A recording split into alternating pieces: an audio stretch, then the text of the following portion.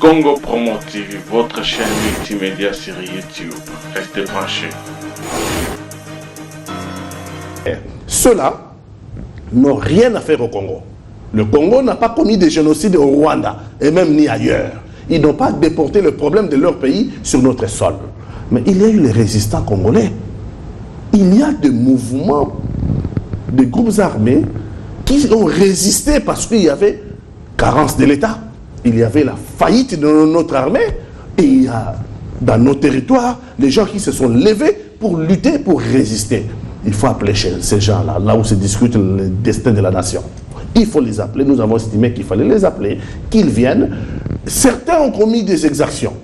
Il n'y a pas de prime à l'impunité. Ceux qui ont commis des exactions répondront devant la justice. Mais ceux qui ont pris les armes, parce qu'il n'y avait pas d'armée congolaise, parce qu'il n'y avait pas quelque chose... Enfin, ce qui n'est pas légal entre nous. Oui, mais ça c'est la... Bon, on ne va pas se substituer à l'État. C'est la faillite de l'État. Mais vous faites quoi? Lorsque l'État est défaillant, lorsque l'État ne peut plus remplir sa mission régalienne, c'est-à-dire celle de protéger ses concitoyens, vous faites quoi? Vous faites massacrer? Non, on organise la résistance. Nous ne sommes pas les premiers. En France, ça s'est vu. Mais pour vous, par exemple, qui est encore Maï-Maï, on a vu quand même les Maï-Maï, il y a un ministre Maï-Maï, les Maï-Maï étaient également en 2009 à Goma. Pour vous, il n'y a plus de problème, par exemple? Non, il y a toujours des problèmes. Maï-Maï, il n'y a pas qu'à Goma.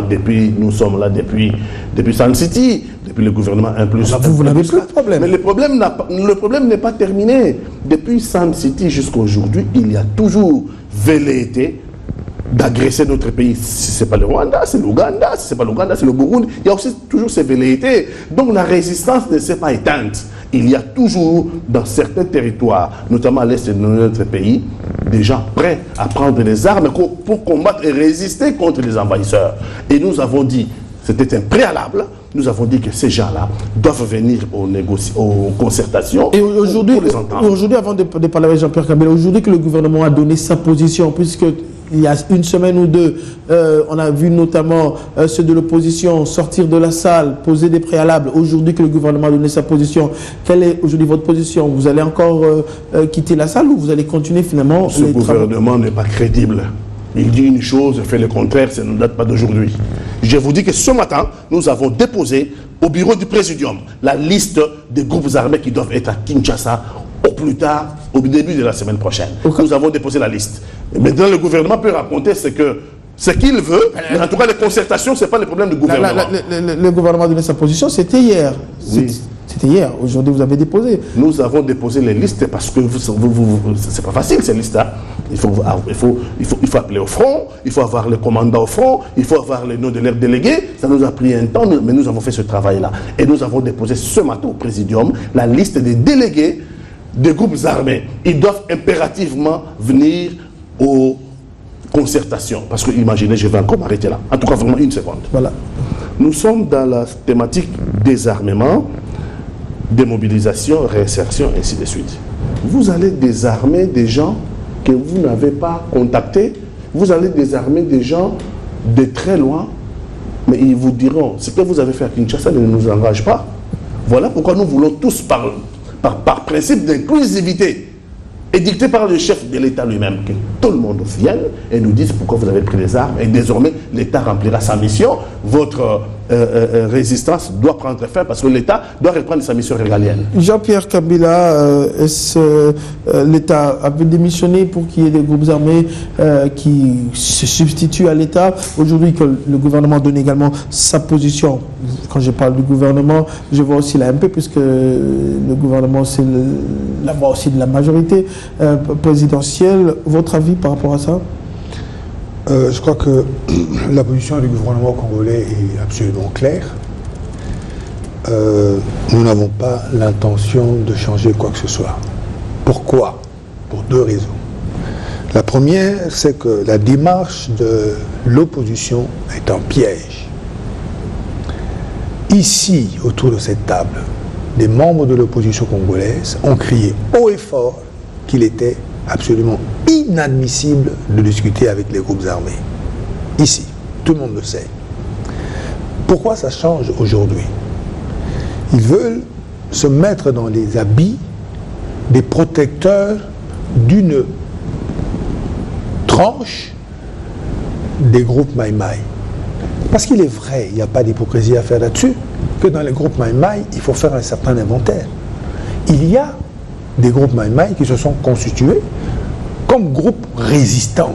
Il ne s'agit pas d'une faillite de l'État. Le pays a été attaqué. Nous sommes en guerre. L'armée se défend. Il y a des gens qui se considèrent comme résistants et disent oui, à côté de l'armée, nous voulons donner un coup de main à notre armée nationale. Et le gouvernement cautionne ça? Attendez. Lorsque vous êtes en guerre, le gouvernement n'a pas à cautionner ou pas cautionner les gens qui défendent la nation. Et ça, nous le savons très bien. Mais ces gens-là, eux, ils n'attendent pas à ce qu'on leur dise « venez nous désarmer ». Dès que la situation se calme, d'eux-mêmes, ils remettent leurs armes et c'est terminé. Nous ne sommes pas dans une relation conflictuelle avec ces gens-là. Voilà pourquoi la position de nos amis d'opposition constitue le conflit risque de naître, puisque ces personnes-là qui ont défendu peut-être l'État, le territoire, veulent aujourd'hui participer aux concertations. Mais non, c'est pas vrai. Ceux-là, la plupart de ceux-là ont déjà leurs représentants. Ils ont déjà leurs représentants au sein des groupes, soit de la majorité, soit de l'opposition. Ils se sont transformés en partis politiques il y a longtemps. Ça, c'est la première chose. Et la coalition des 11 groupes au niveau de la province du Nord Kivu qui réclament aussi participer aux concertations? Ça, c'est une démarche absolument politicienne qui n'a rien à voir. Nous sommes en concertation pour affirmer la cohésion nationale. Non pas pour aller chercher la multiplication des problèmes. Vous savez bien ce qui se passe. Chacun pense que c'est le moment de venir prendre un morceau du gâteau. Il ne s'agit pas de ça aujourd'hui. Il s'agit de se mettre d'accord pour aller de l'avant. Mais ça, c'est l'aspect interne. Deuxième chose, l'aspect international. Qui n'a pas entendu les opposants congolais autour de tous les plateaux de télévision crier qu'il faut absolument respecter l'accord cadre d'Addis Abeba? Qui n'a pas entendu Patrick Katanga ici, sur toutes les télévisions de Kinshasa et d'ailleurs, crier qu'il faut absolument respecter la résolution du Conseil de sécurité 2098? Mais qu'est-ce que disent ces deux documents-là? Que les forces négatives, il faut les traquer. Alors, si vous n'êtes pas une force négative, vous n'allez pas attendre qu'on vous traque. Vous déposez les armes, vous allez au phare d'essai, vous donnez les armes, et c'est fini, c'est terminé. Il n'y a pas de problème. Il n'y aura pas besoin de venir vous traquer. Mais vous aurez quand même droit à la réinsertion sociale. Ça, c'est une autre chose. Mais de croire que la consultation ici, c'est le moment de venir prendre part à la distribution d'un gâteau imaginaire, alors absolument, nous tous, nous devons être là à présent pour compliquer la situation, il ne s'agit pas de ça. Voilà pourquoi le ministre de la Communication était très clair hier. Il ne s'agit pas de ça pour ces deux raisons, politique interne et politique internationale. Le Congo a signé l'accord cadre. La République démocratique du Congo a accepté la résolution. L'opposition ici a crié et on a fait... La question quand même qui se pose, c'est comment discuter de ces problèmes sans peut-être être avec ces gens-là? Les concertations nationales ne sont pas le seul endroit où l'on discute du Congo. Ce n'est pas le seul endroit. Les concertations nationales, ils ont un but précis, un calendrier précis. Ce n'est pas le lieu. Si quelqu'un a un groupe armé et qu'il estime qu'il ne veut plus se battre, parce que ces gens-là, l'armée est maintenant en capacité de les repousser et qu'il veut se mettre d'accord avec son pays, il y a des canaux, ils savent. Et d'ailleurs, il n'y a pas à le cacher. Il y a certains qui utilisent déjà ces canaux-là. Pourquoi venir forcer à venir au Conseil national? C'est un piège que veut nous tendre l'opposition pour compliquer l'histoire, parce qu'ils veulent que cette affaire ne réussisse pas, que ça échoue. Malheureusement pour eux, nous sommes vigilants. Mais comment ça va échouer au moment où ils ont accepté de participer? Oh, mais vous pensez qu'ils sont venus participer pour que ça réussisse? Vous pensez cela? Non. Ils sont venus participer dans le rôle d'opposition. Mais ça, c'est le rôle, on ne va pas le leur empêcher. Vous voyez? Mais seulement nous n'allons pas nous laisser piéger. Non. Si les Maïmaï résistants, parce que je fais une distinction très claire. Il y a les Maïmaï résistants, et puis il y a les Maïmaï bandits liés au M23, liés au Rwanda, liés à l'Ouganda, il y en a aussi. Je parle que des Maïmaï résistants. S'ils veulent rentrer au bercail, les canaux existent et ils le savent. Ils n'ont qu'à utiliser ces canaux-là, il n'y a pas de problème. Mais tous les autres, ils seront traqués. S'ils ne veulent pas retourner chez leur patron au Rwanda ou en Ouganda. Alors, Pati Katanga, l'opposition, vous participez aux concertations nationales, on parle de la thématique DDR qui est une très grande thématique, puisque c'est ça même la problématique de ce qui se passe dans l'Est de la République démocratique du Congo. Quelles sont les propositions, selon vous, pour mettre fin à cette situation, pour qu'il y ait réellement cohésion nationale à la fin? Mais pour en arriver aux propositions, c'est là qu'il y a divergence entre nous, la majorité, et nous, l'opposition. Et regardez, déjà, ils disent que l'opposition est venue pour torpiller les travaux de concertation et que ça ne marche pas. Au cas contraire, si vous n'êtes pas venu torpiller, qu'est-ce que vous Il n'est pas sans oublier que nous autres là, qui avons pris courageusement la responsabilité de venir à cette concertation malgré ses lacunes, nous subissons un vindicte populaire. Lorsqu'il dit que nous sommes venus pour torpiller les travaux, c'est vraiment une accusation gratuite. Mais si ce n'est pas le cas, quelle proposition par rapport à cette thématique? Quelle proposition?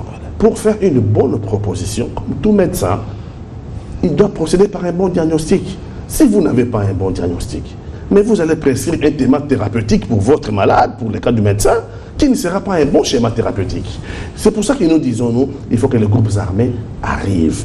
Parce que dites-moi, je ne comprends pas la logique de ce gouvernement, qui dans l'entretemps négocie à Kampala, avec un groupe armé classé mouvement, comment on appelle ça, une nébuleuse. Ça, c'est une décision internationale. Non, il n'y a pas de logique. Sur le plan logique, c'est une décision internationale, c'est la CIRGF. Ce n'est pas une décision internationale. C'est la Congo n'est pas obligé d'obtempérer à une injonction qui ferait que le gouvernement de Kinshasa va négocier avec des terroristes, va négocier avec des assassins à Kampala. Les écouter, c'était ça. Et lorsqu'il faut négocier ici, lorsqu'il faut appeler ici les résistants Maïmaï, on dit non, on n'en veut pas. Il faut parler avec eux dans un autre cadre. Mais ils sont à Kampala, ils prennent en charge la délégation du M23, ils sont payés $1000 jour à Kampala, sous le dos du gouvernement congolais. Moi j'y étais. Ils sont à Kampala. Moi j'étais à Kampala une quarantaine de jours. J'y étais. Mais laissez-moi la parole aussi, en même temps vous prenez la... Non, je ne réponds pas. Non, je n'arrive pas à parler. Les Congolais doivent le comprendre que le gouvernement congolais est à Kampala en train de négocier avec des forces négatives. Voilà. Ça ne presse pas débat. Tout le monde sait que le gouvernement congolais est à Kampala en train de négocier avec les forces négatives. Dites-moi, au nom de quoi? Au nom de quelle morale? On dirait aux résistants Maïmaï que non, vous ne viendrez pas en concertation nationale. Le gouvernement n'est pas crédible. Attendez, ce gouvernement qui n'arrive même pas à désarmer des Kouloulou en armes blanches. Dites-moi, comment va-t-il désarmer des groupes armés en armes lourdes s'il ne discute pas avec ces groupes armés? Nous sommes dans quel pays là? Si nous voulons, au nom de l'inclusivité, pour que la cohésion nationale s'installe, il faut appeler tout le monde, tous ceux qui ont pris les armes, des groupes congolais, qu'ils viennent à Kinshasa. Ceux qui ont commis des exactions, nous leur dirions clairement qu'il n'y a pas de prime à l'impunité. Si vous avez commis des exactions, votre place, la justice va vous occuper de vous. Mais quant aux autres qui ont... Regardez la frustration. Si je suis résistant Maïmaï et j'ai pris les armes pour résister contre l'invasion de mon pays. Et aujourd'hui, je regarde mon pays, le gouvernement de mon pays négocie à Kampala avec ceux-là qui sont venus agresser notre pays. Et moi, résistant Maïmaï, on me refuse d'aller aux concertations de Kinshasa. Est-ce que vous créez la cohésion ou bien vous créez des frustrations? Mais vous créez des frustrations. Je reviens sur la question, si vous pouvez me répondre même en deux minutes, par exemple, puisqu'il n'y aura que 5 minutes pour Jean-Pierre Kamila. Quelle est votre proposition? Il n'y a pas de proposition au stade actuel parce que je vous ai dit, pour en arriver aux propositions, il faut faire un bon diagnostic. Si vous faites un faux diagnostic, écoutez, vous n'aurez rien. Vous ferez toutes les propositions que vous voudriez, mais les problèmes ne seront pas réglés. Jean-Pierre Kamila, vous avez 5 minutes. Est-ce qu'il faut aujourd'hui, l'opposition qui fait partie justement de cette même thématique, insiste au effort qu'il faut inviter ces groupes, surtout ceux qui ont résisté? Est-ce qu'il faut réellement les inviter? Et la dernière question peut-être, qu'est-ce que vous proposez, vous, au niveau de la majorité, justement pour résoudre ce problème? Cette thématique DDR, pour certains, c'est même une très grande thématique. Non, si nos compatriotes de l'opposition veulent vraiment aider la République démocratique du Congo, la solution est très simple. Et la voici. Dans les groupes armés, il y a deux grandes tendances. J'ai cité tout à l'heure. Il y a ceux qui ont pris des armes pour épauler les FARDC. Parce que c'est une obligation nationale. Dans tous les pays du monde, lorsque le pays est agressé, il est tout à fait normal que les enfants du pays, même ceux qui sont pas dans l'armée, résistent. Ceux-là, on les connaît. Figurez-vous qu'il existe des services d'intelligence dans le pays ici. On les connaît. Et ils sont en relation avec différents canaux, avec les services qui sont chargés de ça. Donc eux, ils ne demandent pas à venir ici. Ceux qui demandent à venir ici, c'est ceux qui ont peur, c'est ceux qui ont fait des exactions dans les territoires qu'ils contrôlent, c'est ceux qui ont violé les femmes, c'est ceux qui font du mal. C'est ceux-là qui insistent pour venir ici, pour venir compliquer la situation des concertations. Et malheureusement, nos compatriotes de l'opposition républicaine, que je respecte, tombent dans ce piège-là. Et ils veulent nous entraîner dans ce piège. Alors, voilà pourquoi nous distinguons le très clairement. Ceux qui veulent discuter et laisser les armes tranquillement, ils connaissent les canaux habituels. Mais le grand problème, ça veut dire, le grand remède, c'est lequel aujourd'hui pour mettre fin à cette situation? Mais la situation aujourd'hui, il faut d'abord faire le diagnostic, comme il dit. Si vous avez réellement, attaqué... Mais pour certains, on dit que c'est par rapport à ça, il n'y a pas l'armée. Comment il n'y a pas l'armée? Qui a défendu Qui a défendu Goma, là, ces derniers jours? Goma a été prise avant d'être défendu. Non. Qui l'a défendu, là, maintenant, là, dernièrement, là, lorsque ces Rwandais ont fait la tentative pour nous prendre la ville? Qui a défendu s'il n'y a pas d'armée? Non, il ne faut pas s'arrêter à ce qui s'est passé en 1914, lorsque vous êtes en 2014. J'exagère exprès pour faire une caricature. Notre armée monte en puissance. Les gamins se défendent. J'ai horreur lorsque j'entends qu'on méprise ces jeunes gens qui meurent pour nous. J'ai horreur là, mes cheveux se lèvent. Non. Notre armée a souffert de la désorganisation pendant longtemps. Nous l'avons reconnu. Mais lorsque ces gamins montrent qu'ils sont prêts à défendre la nation, et ils le font, ils défendent, mais il faut les encourager. Voilà pourquoi je dis, nous avons maintenant une armée qui se défend, qui fait son travail. Que les résistants qui ont défendu ce pays utilisent les canaux qu'ils connaissent pour revenir dans le droit chemin. Que les autres qui se désarment déjà eux-mêmes, s'ils ne veulent pas qu'on les désarme, qui se désarment eux-mêmes et qui soient candidats à la réinsertion, nous allons faire le travail de la réinsertion. Voilà la solution pour arriver à la cohésion nationale. Nous n'arriverons pas à la cohésion nationale en faisant des cadeaux aux gens qui sont venus violer nos femmes et violer nos enfants. On ne va pas faire ça. Merci beaucoup Jean-Pierre Kabila, merci beaucoup Pati Katanga. 2 points de vue sur ce plateau. Ils ont l'habitude de se retrouver sur les plateaux. Merci beaucoup. Et puis j'aimerais rapidement parler de ce livre, Jean-Pierre Kabila. C'est votre livre, La question de la cohésion nationale, la République démocratique du Congo, préfacé par Aubin Minakou. Vous en avez déjà parlé sur Télé 50 avec Fabien Lumbala. Oui. Merci à vous d'avoir suivi cette première partie. Dans quelques minutes, la grande édition du journal.